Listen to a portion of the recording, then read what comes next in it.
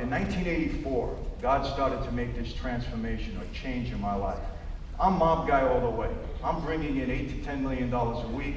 They were going to make me the boss. They were grooming me to be the boss. I'm not kidding. I had my own plane, my own helicopter, house in Florida, house in New York, house in Marina Del Rey, California. I had 300 guys under me ready to do anything I told them to do. I was on my way to be the boss of that family. This is who I was. Mob guy, father, son. This is it. That's it for me. I had no other mentality. Cut two. I'm making movies at that time. I had a production company. And I'm out here in Florida making a movie called Nights in the City. It was a breakdance movie. Smokey Robinson brought me the script. He and I were good pals. I love Smokey, right? So we're filming it here in South Florida. I bring in cast and crew from LA to work in the film, 50 professional dancers, all staying in a hotel in South Florida. Sunday afternoon, we just wrapped pre-production. Tuesday, we're going into principal photography, the heavy work. I'm a good guy, good producer. I throw a party in the back of the hotel, right? For all the cast and crew. I'm sitting by the pool, I'm minding my own business. Beautiful day in Florida, no rain, it was nice, right? I'm talking to a few guys. I'm sitting there, guys, you'll appreciate this. All of a sudden, out of the water comes this gorgeous 20-year-old girl. I'm not kidding, my lightning bolt. I saw her, everything went in slow motion. It was like a Pepsi commercial, right?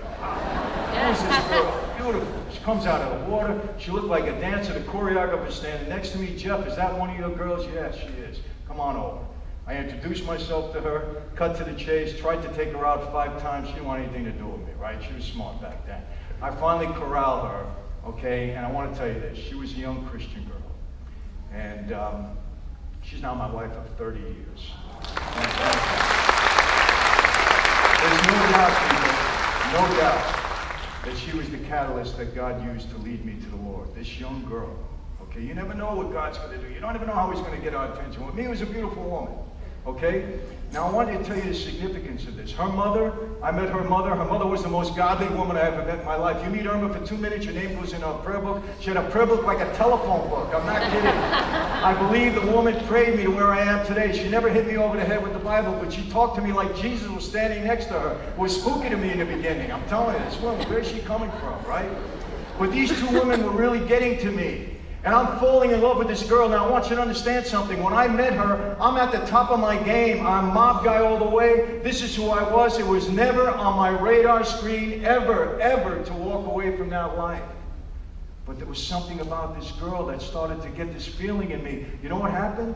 My love for this young girl became more powerful than this lifelong love and adoration I had for my dad. It became more powerful than this blood oath that I took to La Cosa Nostra. There's only one way to explain it. This girl was put in my life because God had a different purpose for me. And he made me so attracted to her. I didn't care what faith she was in the beginning. She could have been Muslim, Buddhist. I didn't care what she was. Honestly. And sometimes we don't know how God is getting to us. But when I met her, and I realized she was from California, she had no idea what the mob was about. We don't have any mob out in LA. It's the Mickey Mouse mob, we used to call it. She saw The Godfather once. She didn't have a clue. And I'll tell you this, people. I'm not the story here. This young girl is the story. I married her, she was 21.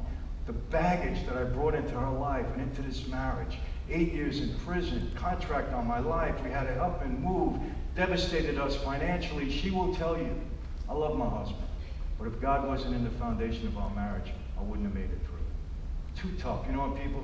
You don't live on love alone. Sometimes outside forces are just too hard, too difficult for us to take. But when you keep going towards God and not away, and her mom was praying for her. Her mom, God bless that woman, she passed away.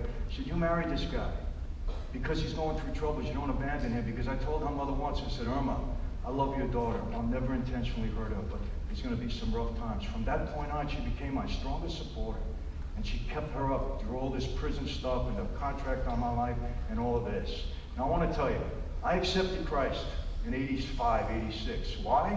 My mother-in-law, my wife, accepted Christ. Oh, great, I want my sins forgiven. What do I have?